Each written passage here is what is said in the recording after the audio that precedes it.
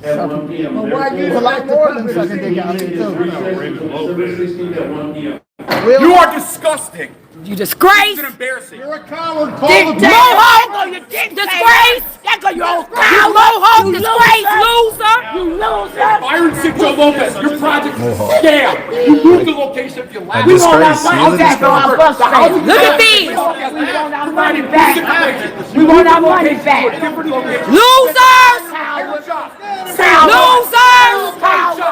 Cowards. Losers. Cowards. All of y'all.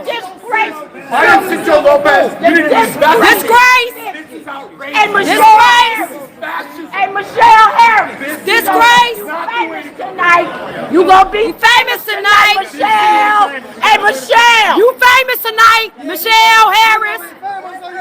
On your birthday. You gonna be famous on your birthday. It's on your birthday. Michelle Harris. That's right. Chicago Red, baby. Get Chicago Red. Yes. Shout out to them beautiful Patriots. Yes. Look up the address. Chicago Red.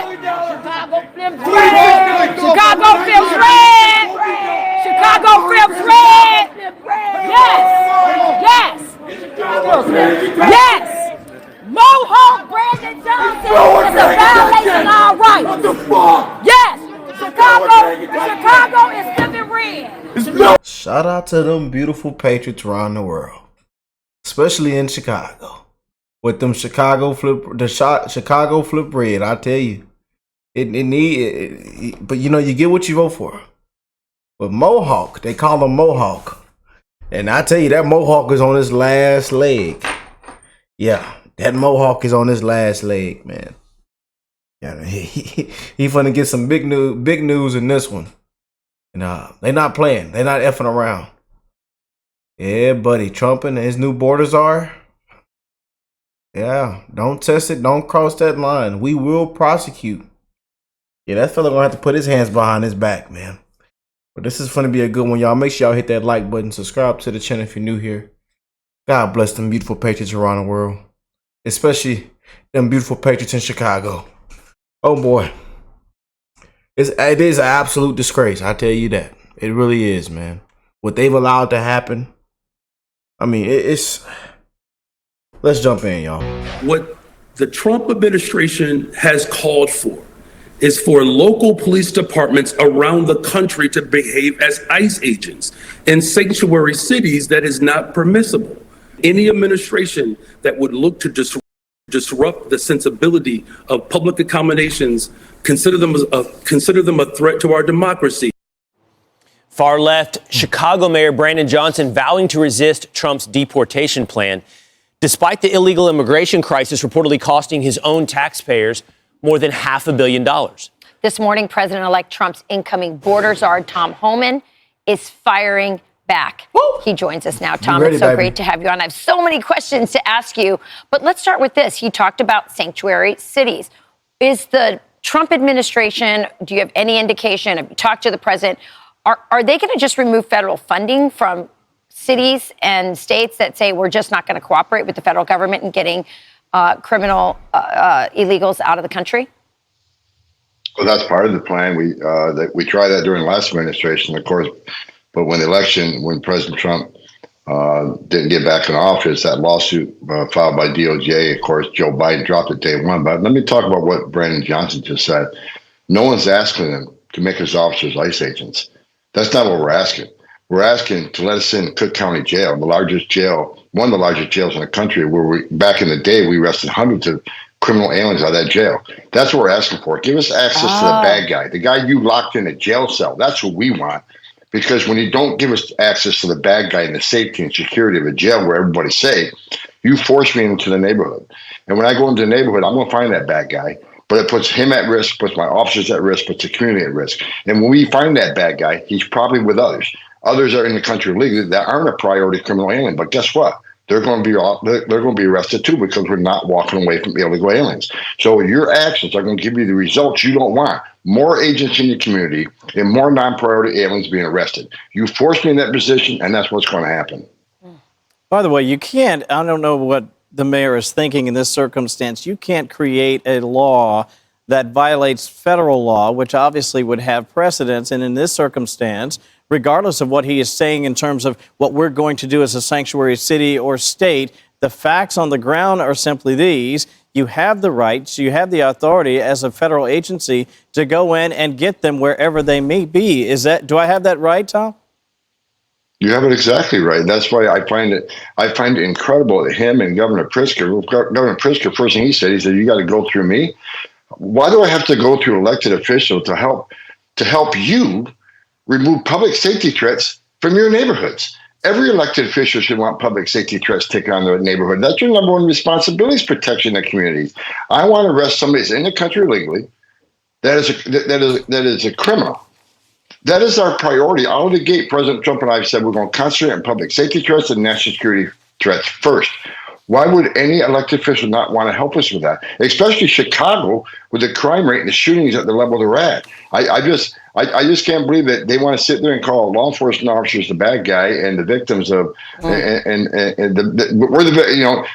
criminal aliens that broke the law and violated laws against the U.S. citizens. They're the victims. But the people who enforce law are the bad guys? I just don't understand it. How unique or how common are you finding Mayor Johnson's attitude? I know you've met with a lot of blue city mayors, Tom, including Eric Adams, by the way, here in New York City, who seems to have changed his tune a little bit. He seems in a constant evolution towards singing a new song a little bit.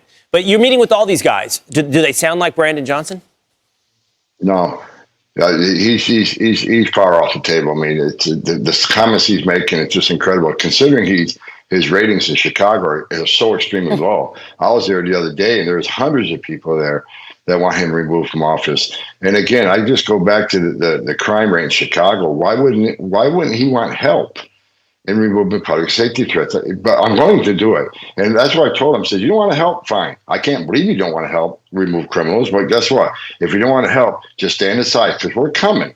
And because we can't take the efficiencies of going into a county jail to arrest a bad guy. Now I got to send a whole team rather than one guy arresting a bad guy in jail. Now I got to send a whole team to the field to arrest that bad guy because of officer safety considerations.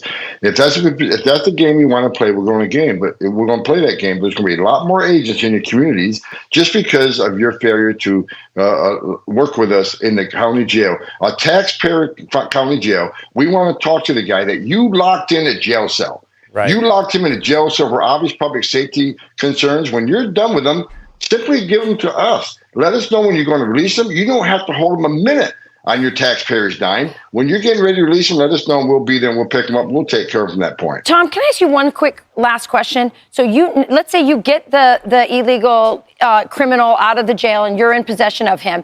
I heard Sarah Carter last night on a Fox show, the weekend show, saying that El Salvador said they'll take them back. Do you guys have arrangements with other countries to take them back? Because a lot of these guys are Venezuelans. I don't think Maduro's going to take them back. I will say to the Venezuelan Tren de Aragua, don't get too comfortable. We're coming. And there are several agreements that I have, Sarah, that they're going to be removed. And I'm not going to call it countries right now because we're in the negotiation process, but we will remove them. If your country won't take you back, we'll find a country that will. We're already working on that. I'm not waiting for January 20th. I'm in the game now. Somehow I really believe this. The minute Rachel asked you that question, Tom, a smile went on your face. So I feel like there's more here. There's more here about we already talked. But let's put it this way. We're not waiting to January 20th. We're already negotiating. We're already talking. We're already taking actions. I've been on the road since the day President Trump announced me. So when we start January 21st, we got a great plan in place. It's going to be prioritization of the worst first. But if you're in the country illegally, you're not off the table. We're going to concentrate on the public safety threats first. And we're going to hit the ground running. And I think the American people are going to see that the mandate they gave President Trump, we're going to carry out. Oh, boy. Right, Tom Homan, thanks so much for the... Member of Chicago Flips Red, Zoe Lee. Zoe, we're excited to talk to you. What is going on with your Democrat mayor here, Brandon Johnson? He should be convicted of treason. Why? That's number one. We are dealing with a mayor who is a Democratic socialist. And he's bringing a agenda to Chicago that's just not going to work. So what we refer to you all as gated community politicians. You all are so out of touch with reality, and the citizens of Chicago and America is crazy. And I'm gonna call it the Democrat Party. Y'all so out of touch. Y'all don't understand that what you all, I don't know if y'all don't understand, but y'all don't see it. America is coming together and Chicago is coming together. Black, white, it don't matter. Because see, we see a common threat. And you all are a common threat to America and Chicago. How dare you sit up there and go on TV talking about how you handle the migrant crisis, illegal crisis, when they all in my neighborhood.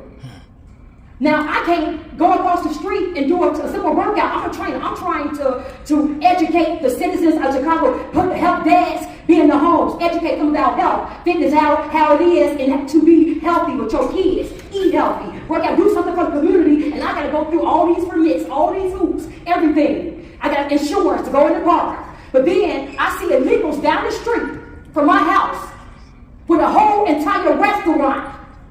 I thought I was looking at Donald Trump when he was at McDonald's. They sit up there and had generators on the street, on the sidewalk, generators. And they had a fry machine taking a basket out the oil, putting it on the side, and not only that, they had tables and booths set up, like a whole restaurant outside. I just sit there, I couldn't believe what I was seeing. Trays, putting the french fries in, all the smoke in out here, and they serving the people with aprons on. Outside. Now my taxes done went up. Now they not putting nothing into. My husband is a retired police. He gave 28 years to this. And now you're gonna sit there and talk about we don't. No, we're not okay with that. We tried to tell you that. Sanctuary cities, we didn't want it, but you blocked that. You all don't believe in democracy. Democracy is out the door. You all believe in dictatorship. But that's okay, because like I said, with Trump, we all for Trump. And we're gonna, he's demolishing these sanctuary cities. Because that's what the American citizens want. See, he listens to the people. And that's what the people want. So you all sit up there and think it's cool, but remember, the same thing make y'all laugh is gonna make y'all cry.